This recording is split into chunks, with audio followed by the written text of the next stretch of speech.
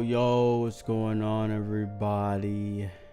What's going on, everybody? So, today is a birth of a new series that I hope to continue for some time. So essentially what's going on here, this idea popped out in my head, like, bro, randomly. I don't even know when it was 2 weeks ago, a week ago, or whatever. But every time we have some really good discussions in streams about various topics, and sometimes it's topics that we cover, Code Vein as an example. So 2 weeks ago, I was having a bootleg stream, and we just started talking about Code Vein again. And 2K in the Discord just brought up some really good points. Claro did as well. And I'm like, bro, this is something that should be like videoized, right? But my streams always get nuked through the music. So I said, why don't we do something like that? So that is what the squad chat is. I have two other people with me right now. We should have had 2K, but the man is on Do Not Disturb and doesn't know what timing is about. So regardless, between the chat and then my boys Claru and Becco, who I'm gonna unmute in a second here, we're just gonna have a laid-back discussion about the whole Code Vein sequel thing. So it's funny because I've been getting a lot of comments on my older God Eater videos, on my older Code Vein videos. So it's like, while a lot of us probably haven't been playing the game, I feel like it's still a topic that's on our minds. So with that being said, can y'all hear me? Hey, Claru?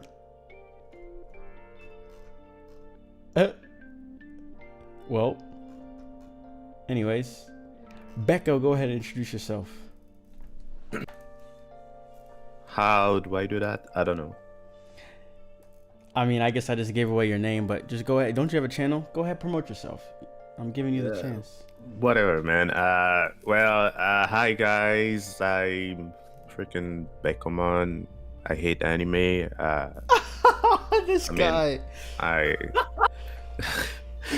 I hate Code Vein, but I also love it at the same time. But I like the game.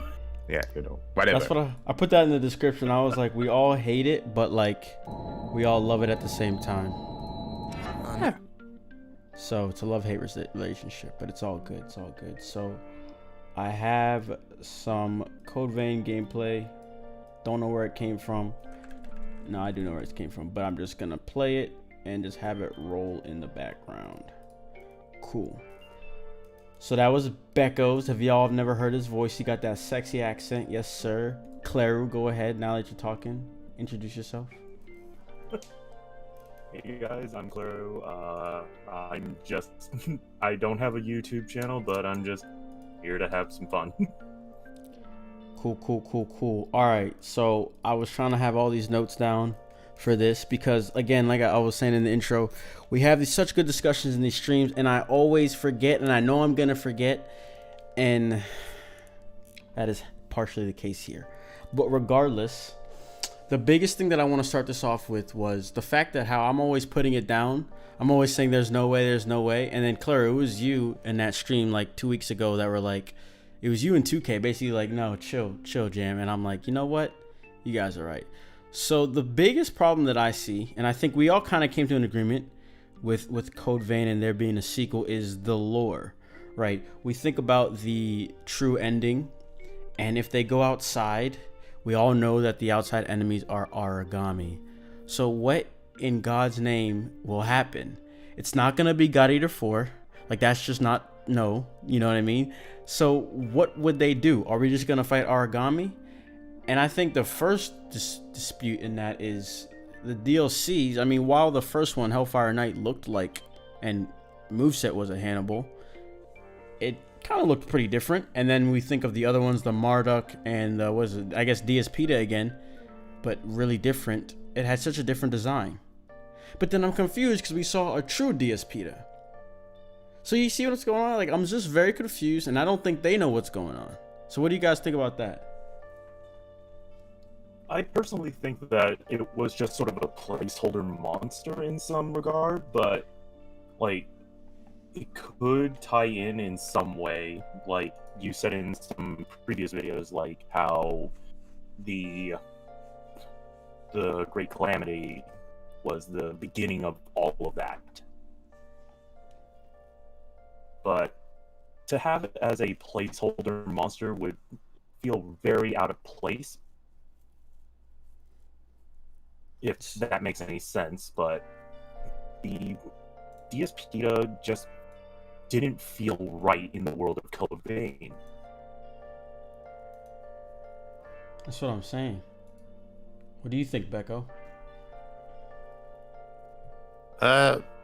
Me personally, I'm fine with the DSPita, but I don't know. I feel like I don't necessarily think it was a placeholder. Like, we know origamis, they have like different variants and all, but I don't know exactly why the DSPita was like different, the one that we find in the DLC. I don't know. So I don't really have a, yeah. It's like, because it's just so confusing. And the thing is, everyone tries to say like,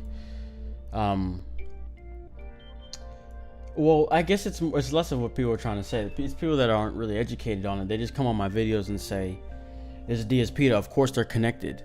But then, if that's a DSPita, then what was like the Thunder God? Like that was obviously the similar moveset with a bit of new additions.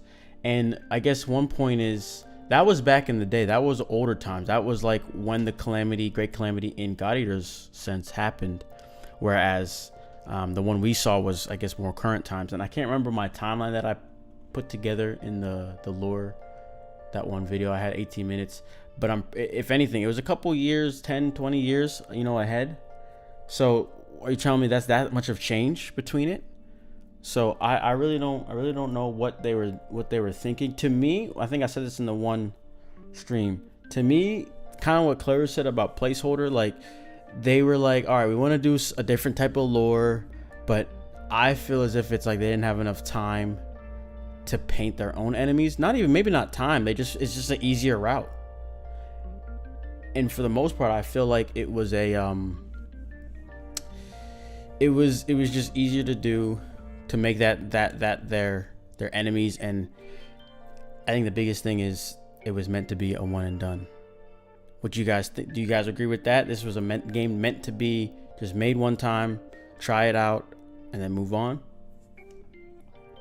I feel like it's getting the God Eater 1 treatment, where it's sort of just a test game, like just to see where it goes, and they're just probably going to come out with a resurrection version or something like that of the sword, with added story to actually like complete the events of like what happened after like you beat the final boss and get the true ending.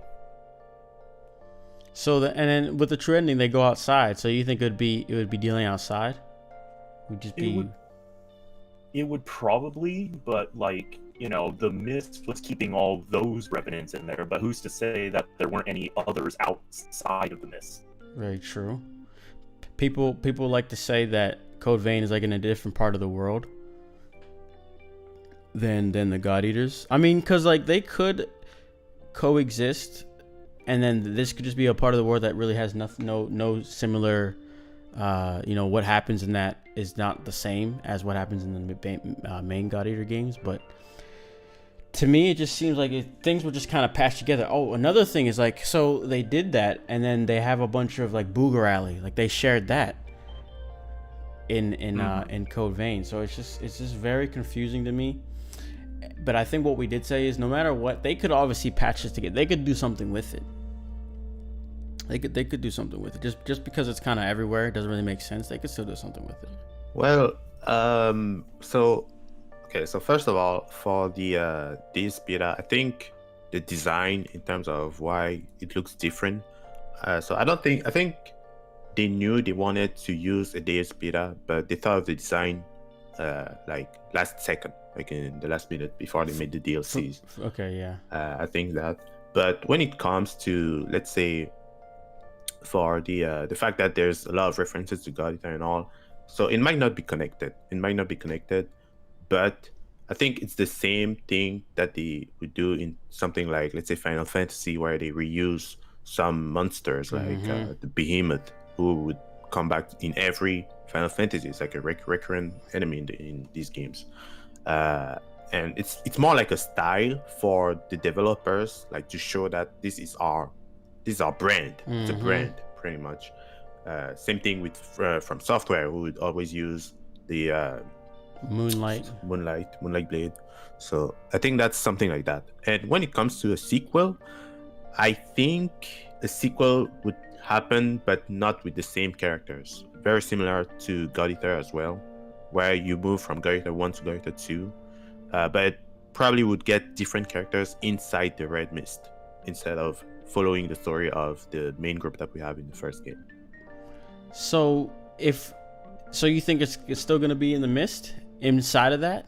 I guess that's a good point, because our character and the people we were playing with saw us go out. So okay, you're onto something, because now someone else is in the red mist and is like, oh, wait a second, but what about the fact that so we used that little blood bead to open up the mist. Was it only a small part of the mist? Did all the mist go away? It was just a small part of the mist, but there would also have to be some sort of conflict that's going on within the world of Code Vein, because the first bit, or Code Vein itself, focused more on the Queen and all of her parts, her blood. That was the sole reason the red mist was created. So what could happen within the mist is the question. Yeah, that part I'm not really sure, to be honest. Like I said though, let's not act like they can't just figure shit out, you know? They can paint something. So I mean, see, what were you about to say? Code Vein 2 could possibly just focus on the humans living within the mist, not necessarily the revenants themselves. What kind of action would we have with that? Humans fighting? Probably like the beginning of the God Eaters kind of deal, you know? Mm-hmm. Oh. So what? But the whole parasite and oracle cells, it's a little different in what happens when they inject it into people. And I would imagine they kind of keep that sort of thing for Code Vein, and you know, Oracle Cell can stay separate for God Eater. But I mean, that's a good point. It's a great point in terms of probability and likelihood of it, because Code Vein sold 1 mil. That's not that. I mean, that's pretty good, especially for a new IP, anime related, trying to be Dark Souls. How likely would you guys put it that a sequel could happen or would happen? Well, I would say it would take a while. I would say it would probably get onto new gen consoles, so maybe like a 5-year span at least, like within that time, because that's how long it took from God Eater 1 to God Eater 2 to... Dang, that is true. Yeah, it took a minute. I wanna believe 3 years, man. I don't want to wait 5. Like, I don't want to say 5 years, but the probability of it being that is very high. And that is like terrifying to think of. Because I'm thinking, what is Shift gonna do next? Like, so Marvelous did God Eater 3. That's another big question I have. Who's gonna do God Eater 4? Because that's for sure happening, in my opinion. How much did God Eater 3 sell? I don't know. I'm looking. Let me see if I can find it. I mean, not that because yeah, because I don't think it did as well as, like, you know, God Eater 2, because a lot of the people that were waiting for that game, you know, were done with Resurrection at the time, you know, or Burst, and they were just waiting and waiting. And then to hear like God Eater 3 pop up like a few years later, it was just like, okay, how is this gonna go? It looks like on the opening week of God Eater 3, it opened at 150K, which was more than Judgment, which was a new IP by isn't that what's their face, Yakuza people, which was at 148K. So I mean, first week sales, this is Japan obviously, not bad. And the thing is, it's PS4, bro. If this game released on a Vita or something handheld to start it off, I think this game would have been even crazier, because the hype that God Eater Resurrection had was ridiculous. And then it kind of followed through for 2, not as much, but still. And that was because it was on a Vita. So 150K on a PS4 in Japan, that's not bad at all. I'm trying to see if I can get like lifetime. I think the reason why Resurrection did so well is because Japan has a really big handheld market compared to what the US has, which is like home consoles and all that. So the anime was also The Oh anime my was also God. really good. Yes, it was so good. Dude, so many people became fans of it from that, and they tried the games, but the games were like so outdated in a sense that Yeah. They were expecting a hack and slash, and all they got was a Monster Hunter clone that's a little bit faster than what World is currently. Not as heavy hitting, but it reviewed pretty good. I said Famitsu gave it a 32 out of 40. Yeah, the game, I think it got a good reception, but we just don't know the numbers for the sales, I think. Yeah. Oh but man. But if Code Vein was able to make over 1 mil, like sell over 1 million copies, like that's like a really, really good number. And I was browsing their Twitter, and I seen like a lot of positive reception for it compared to like all the other Bandai Namco titles that came out within the same year. And on that same note, it had so much attention on it.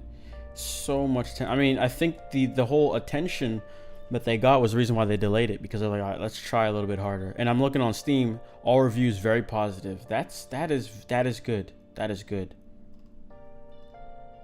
Yeah, and I'm seeing a whole lot of like Souls YouTubers like always talking about like when they were just waiting for the game, they were just like, yeah, it looks like a good game. It's very promising. I can't wait for it to come out. And when it came out, nothing but positive reception. For sure. I really think, yeah, like I said, I'm like so much more convinced nowadays about it. The lore, they could figure it out. And I really like that point you made, Becco, about Final Fantasy seeking the same monster. Dude, they should start doing that. I guess the same thing though is the difference between that though is they're all called Final Fantasy, right? They all share that name, so it makes a little bit more sense for them to share bosses. But doesn't mean that couldn't be a thing here. And I mean, that's what they're like. That's like what they bleed. They bleed God Eaters. So nah, I like that they did the Booger Alley. They had some lore, all that kind of stuff. Yeah, man. What a lot of Yep. Go on. I was gonna say something completely different, so you go. I don't think it'll contribute much, but I think it was like, you know, I can't remember, but didn't you fight like a God Eater monster in like Freedom Wars, which was also another Shift title? It was DLC, and I guess it was DLC. I guess it did. It was Dimps, Shifts, and Japan Studio. Yeah. And there was also the case that what was it? There was a game back on the Vita called Soul Sacrifice. You remember that one, right? Mm-hmm. Where you also had the chance to fight a Marduk, I think, as well as like a freak. Yep. And again, DLC that they added, free, because it wasn't really DLC. It's more so update. They added so many monsters from so many things in that game. Yeah, but to say that, like, well, I don't think that'll make much sense. I was about to say like Shift worked on Soul Sacrifice, but then I remembered it was a totally different studio. Yeah, it was Concept. Level 5, yeah, whichever one, yeah. But I think we're getting off topic here. The possibility of a sequel, I would probably say, is very likely, just because of how positive this game got. Like, the positivity was just through the roof. Mm-hmm. What would you guys say is? Oh yeah, I wanted to say something before that. And whatever. What would you guys say is the 3 things you would like to see in a sequel? Oh boy. That is a tough question. So I would say think of the 3 main problems that you felt it had, and then kind of go from there. I'll start, even though I don't even know if I got 3. 1, I would like the combat to be smoothened out. I don't know. I feel like some people, when I would talk about it, some people are like, oh, no, it's fine. But there's just the tracking. It just needs to happen. But the problem is, I don't know if they realized it, because with all the little updates, again, I don't know game development. I don't know how hard it would be to add that in. Because I don't know if some of you guys remember, prior to the release, they had the demo and they were taking feedback. And so they made some weapons faster. They made the parry. They kind of made it a little bit better, even though it wasn't that good still. So you need that kind of stuff. But so I don't know. I mean, I guess they weren't expecting to make drastic changes, but I just hope that they understood that the whole attacking process was like, it was just a little janky. So I would like them to smoothen that out. That would be number one. Two, oh god, that DLC. I even forgot about it. I kind of threw that DLC away in my mind in terms of what they did to us. Can we get some more variety, please? Like, can we, like, I appreciated at the start, you know, when you first get the game, there's a decent amount of blood veils. It's cool. There's definitely a decent amount of whatchamacallit, gifts. Definitely some variety there, but some more would be cool. And then maybe I don't know if that's asking too much, so maybe I would more so say weapon variety. Let's and then let's fix the bayonet. That thing sucks. Trash. That thing could use a buff, honestly. I want to use it, but it's just like, you gotta like hitting. Yeah. It's like hitting a Latrion with basic dual blades, like just the starting dual blades. Like, it's not going anywhere. You gotta do so much. You gotta buff for about a minute before it's even useful. You can make it OP, but even when you do that, you're like, you shorthand yourself on other areas, so you just have to play perfectly. So, because like with trying to get whatchamacallit, E-core by draining your health. So please fix the weapons, make them all viable. It might be asking too much. And then the third thing, I don't even know, because the story was good. I guess the bosses, someone like we're watching right now, the Gilded Hunter, he has some cheap freaking attacks. Like you get past it, but just smoothing them out. Oh, the Insatiable Despot. That thing, I fought that in my playthrough, and he didn't touch me. I don't think he touched me once. Yeah, all of his attacks was just. I think the thing was massive. Like, you were supposed to like fear that thing, but nope, you just crawled right up there and just slapped him across the legs, and he died. Pitiful. It's like a little bit of a downer. So it's like you'd have really hard bosses, you'd have really easy bosses. So if they could all around just kind of figure that out, this game would be really good. This game would be really good. Yeah. I mean, I was about to say, I feel like what I said is probably going to be similar for what you guys say in terms of what you would like it to be, what you would like to fix. Well, for me, combat, yeah. Like, it could use a little bit more fleshing out. I would also really like a little bit more weapon variety, because we only just have, like, the 5, right? Well, technically 6 if you consider the axe and hammer to be sort of in the same category. Yeah. But I feel like the hammer should have a more unique moveset compared to an axe. Very true. Like, I also noticed, like, you don't do your omnidirectional dodging. You have forward, back, left, and right. That's it. You don't get diagonally, like, at all. Which is something that, like, Dark Souls 3 had. I don't want it to be too similar to Dark Souls 3. I still want it to be its own thing. But I feel like you're kind of getting gimped. Yes. Due to the lack of omnidirectional rolling.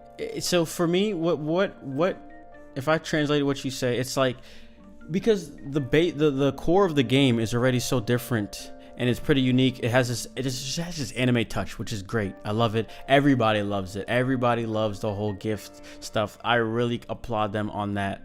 on that gameplay choice. But the core combat, the basics, the reason why we're calling it a Souls-like game, can we polish that? Make it exactly like Souls-like. When I think of Mortal Shell, in terms of rolling and dodging, not even really like Dark Souls, but like it has the crispness of Dark Souls. That's all I need. That's all I need from that. Right. Becco, you've had all the time to think. Oh yeah. Okay. I didn't need to think. Trust me on that. So, can I go? He's about to roast this game. Can I go a bit technical? Mm-hmm. Go have at it. All right, I'm gonna tell you what. Okay, so 3 things I don't like about this game. So the first thing is about the combat, right? So I want them to get rid of the backstabs. I want them to get rid of that because every single enemy encounter in this game, first of all, you have to deal with, like, you get ganked a lot. You get ganked like 4 enemies all the time in this game. Tiny corridors, the maps are super narrow as hell. That's annoying. And the best way to deal with enemies is only with backstabs because they don't stagger. Like, if you hit an enemy, they don't stagger immediately. They will stagger after like 2 hits. So that's annoying. I think they should get rid of the stagger and the backstab and make a normal staggering system where when you hit an enemy once, they stagger immediately. Like, I think that's something that they should just make. It's just like Dark Souls, right? Just make it normal. Like, you hit an enemy, they stagger immediately. That's it. I hate that. And they have the focus system to make sure the enemies don't stagger if they think your character is too strong. So I want them to get rid of this backstab and stagger system in the game that is currently in. The second thing, I want them to get rid of the variety of the maps. So that sounds weird because normally it's a good thing, right? But I hate the idea that they are forcing themselves to make different environments with bad level design. I hate that. I think the best map of Code Vein is the Ruined City. You know, the city, the second map, the one where you fight the butterfly. Okay. Yeah, that one to me is the best. Is pretty much the best map or the best level that exists in the game because I went back to Code Vein. I did like a retrospective run on it. I was looking at everything, and that map you can see it's designed like a map of Dark Souls actually, where in Dark Souls generally when you arrive in a map you can see different things. You can see like the objective, like where you're supposed to go. There's a lot of verticality, so you can see things like secrets that are hidden left and right, up and down. You can see everything, and that map has all of it. It has everything, and on top of that, it's the level that represents to me Code Vein the most. Like, when you think about Code Vein, when I think about Code Vein, I think of that level specifically and characters moving around in there. I also like it because it's, you know, post-apocalyptic world. You are in a city that is destroyed instead of being in caves, in like mountains and stuff like that. I hate that. I hate that. I think if most maps could be like that, I would be happy. Yeah, Claire, what were you trying to say? I think it's just because like a lot of the map doesn't make that much sense because a lot of the places are just connected way too closely.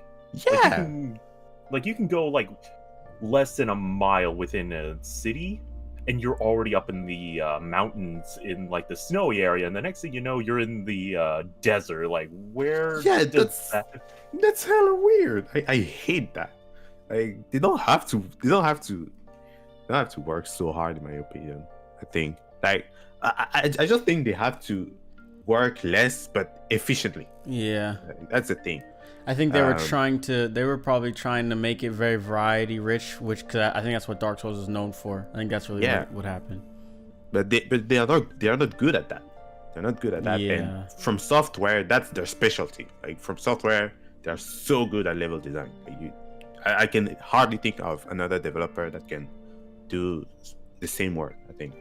So the other thing, the last thing that I want them to get rid of, it's not so much something that I want them to get rid of. It's more like something that I would like them to polish more, is the blood veils. So the blood veils, they suck. Like most of them suck. They're trash. I Yeah. think the only good blood veil is the Ivy blood veil because you can kill enemies from far away. And I think that's because they were more like they had more creative thoughts and ideas when they designed that blood veils. But the other blood veils, you see, they are very basic. Like they just attack. They just do some random attack, and the only difference is the range and stuff like that. Like something that I had in my mind was like, imagine like the Stinger type blood veil, the tail.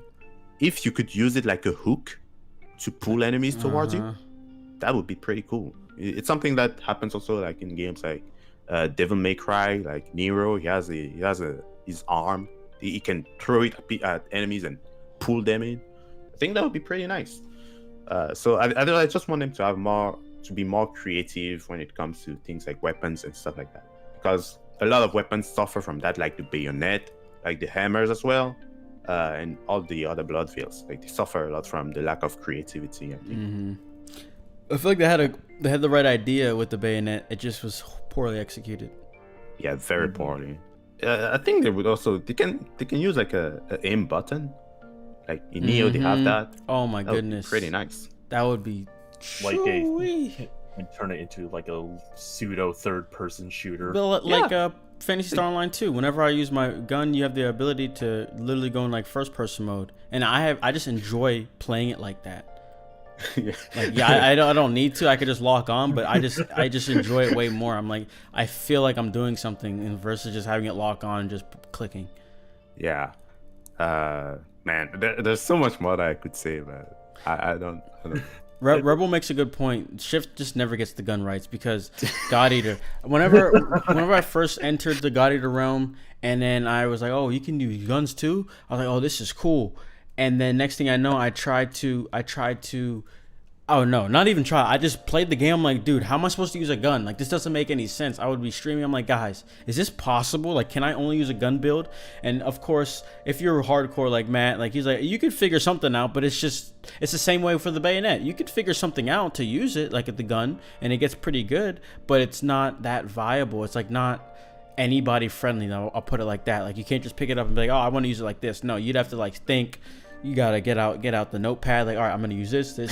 You gotta, all right. So go into test mode. Like, all right, this didn't work. I'm gonna try. You know what I mean? So like, nah, I want it to be more straightforward. They had a Gatling for one of the main story characters and just slow pew pews. Slow pew. Yeah, I feel like even with like Freedom Wars, right? I didn't even like once I beat the game, I didn't even use a gun like throughout the entire game because there was what was it? The spear in that game that you could throw? I literally just used because it just did so much damage at a long range. But like, why use a gun at that point? But nah, bro. But you could go for a full gun build with Freedom Wars. That is 1,000% viable. There are good guns. I mean, think about it. Oh, see, I don't know if you did PvP. The PvP meta right now, because it's unbeatable, is SRs, the snipers. You just quickscope and you literally stun lock people if you're good enough. So, or obviously there was a period of the spears, the spear spam. That was the early meta where people were Dawoon, the Korean people just literally bullied us. Oh my god. So Freedom Wars did a great freaking job. They had made everything viable. Everything was possible. Oh my god. That's why I really love that game. I'm thinking about it. I need to play that game. I think it's just when Shift works with Bandai Namco, guns are just and I don't know what it is. I always blame it on Bandai.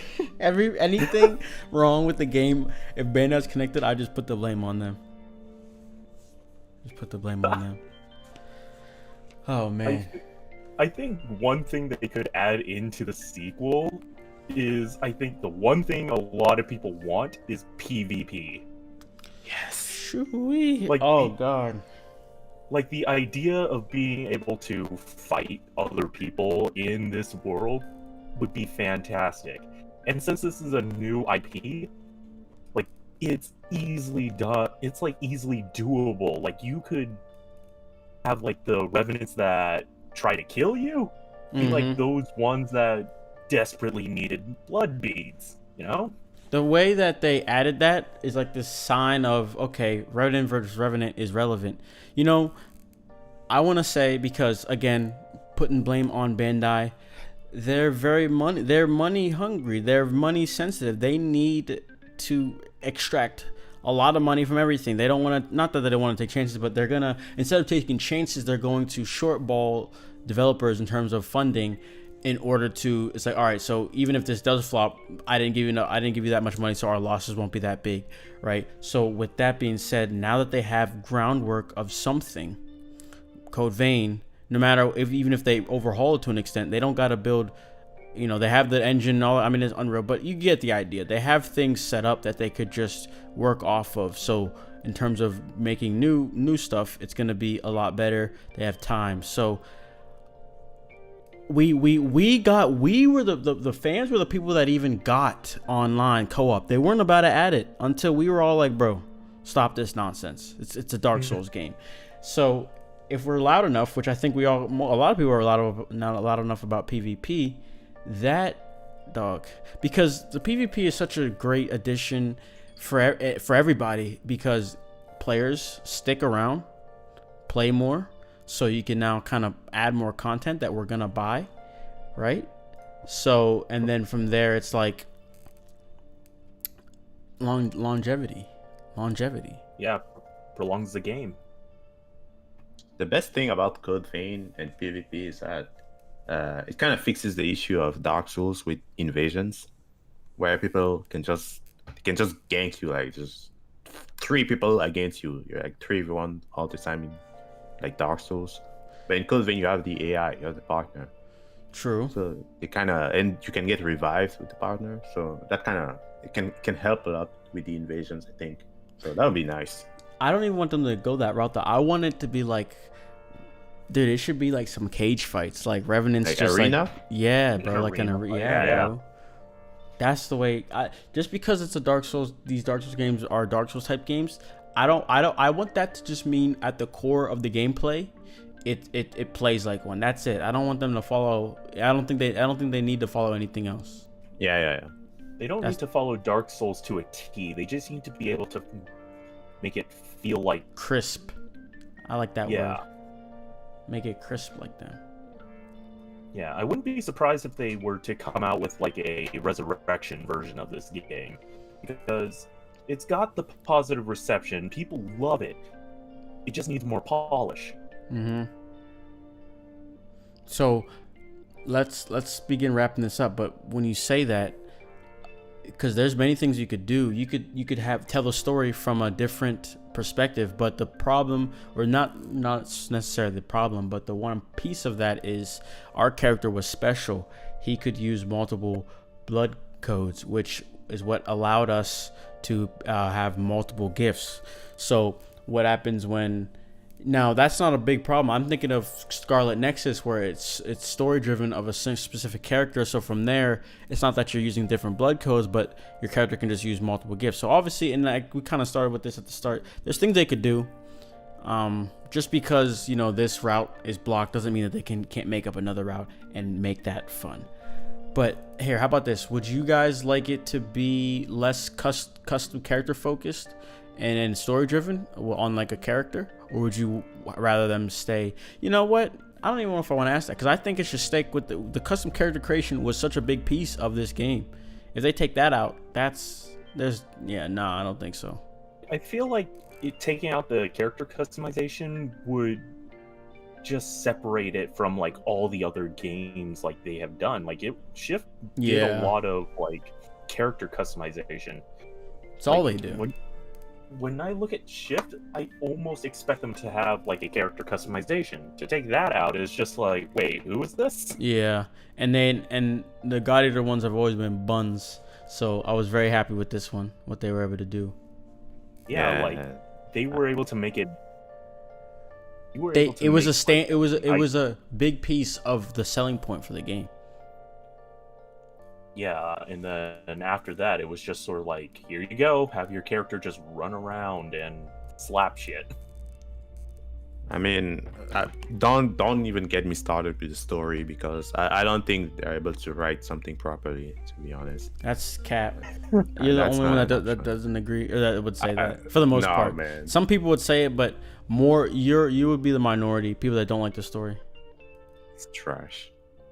But you opened up you're welcomed to my viewer base with I don't like anime. So I think people have an idea where your head's at when you say that. So I mean, it wasn't anything. I liked it though. I liked it. I was engaged. I liked the characters. What's his face? It was the proper telling of the hero's tale, you know, like they started off from like the very, very bottom, and then you slowly understood. Like, yup. I like that too.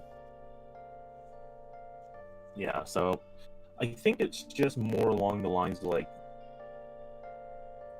should we be scared if it gets too much polish?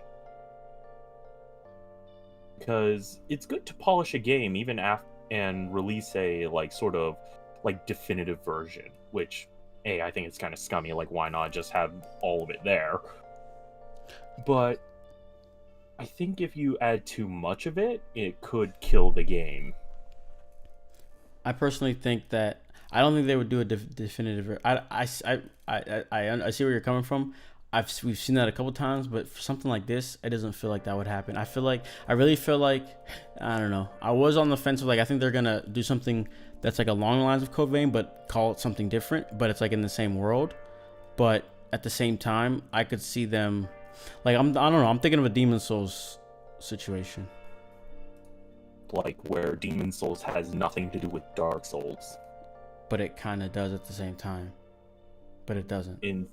In some way, yeah. Yeah. But, like, in comparison to what, like, I don't know, with God Eater and Code Vein, like, we don't know if it's really, truly connected. Like, the DS Peta that we saw, like, mid-game, just felt out of place in a world full of vampires. Yeah. Like, what the freak? And that's what I was saying about the whole sequel. The lore is just freaking everywhere. They're sharing some God Eater stuff, but then they want to do their own thing. But like, again, they could make do with it if they wanted. If they really tried. Like they told us, like it's not connected. That too. But everyone wants to ignore that. Yeah, because the reason why people ignored it is because the DS Peta popped up out of nowhere. That's what everyone just jumped to conclusions saying like, "Yep, this is connected." Like, I mean, there's other clues, but like, it's not foreign. Like we've talked about, it's not foreign for a developer who's made other works to use their own lore that they've created in those games in another game. And I feel like that's also a telltale sign that this was supposed to be a one and done. They just wanted to try something different, and they're like, yeah, we're not gonna do anything after this. Let's just kind of reuse some stuff. That's really where my head was at. But they talked about the sequel before. Really? What they say? Yeah, back in 2018 when the game wasn't released yet, they were saying that the development was going well, and they are planning to maybe make a sequel sometime. Like there was an article about that. I think I can find the source. If you, please. So that means like there is the possibility of a sequel. We just don't know if it's actually confirmed yet. Because if it did well and they were already like thinking of making a sequel. I just googled this, and I'm seeing something interesting. It says. What'd you find? It says it seems like fans of Dark Souls like it. When was this posted? This was posted February 4th, 2020. Bandai Namco reveals Code Vein has sold over 1 million copies. It says it seems like fans of Souls-like games can't get enough. Bandai Namco announced today. Managed to sell over 1 million copies. This number is a big deal considering Vein's status as a new IP and how it isn't related to developer From Software in any manner. This should also quell fears that Code Vein won't be getting a sequel.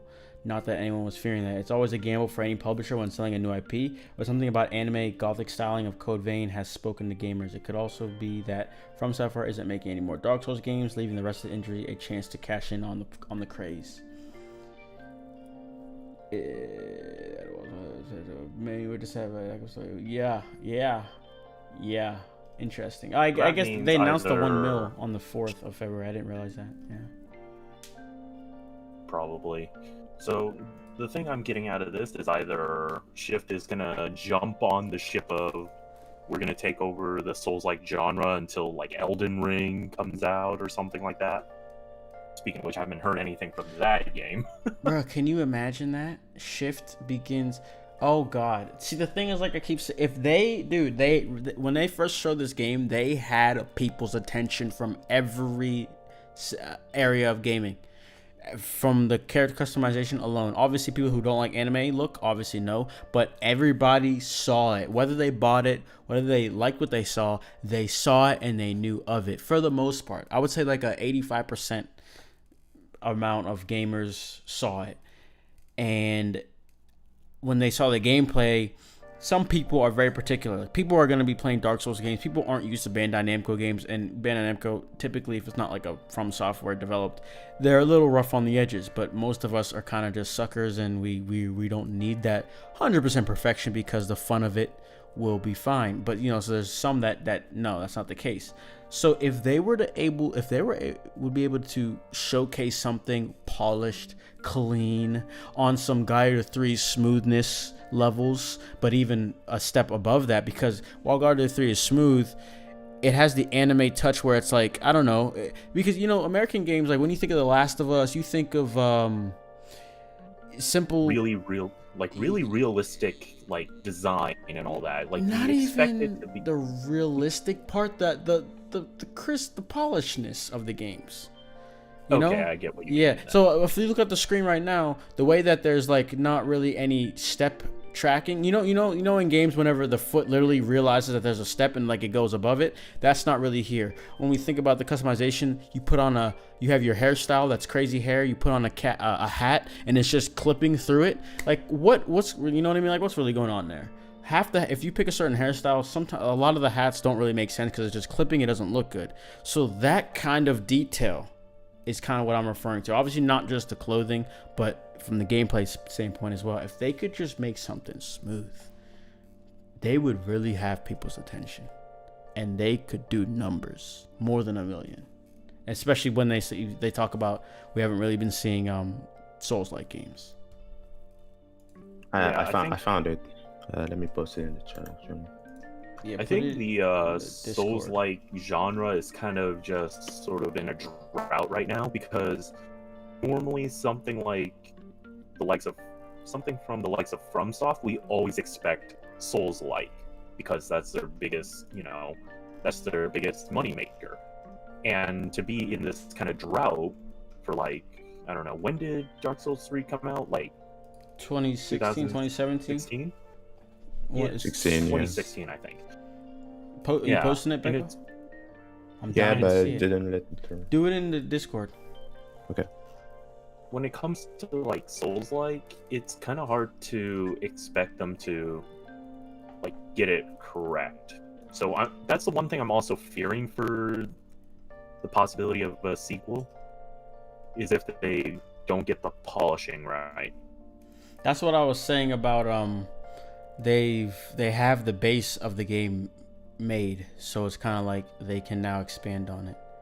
But I really hope so. Let's take a look at this article, and then I think we're gonna end this off.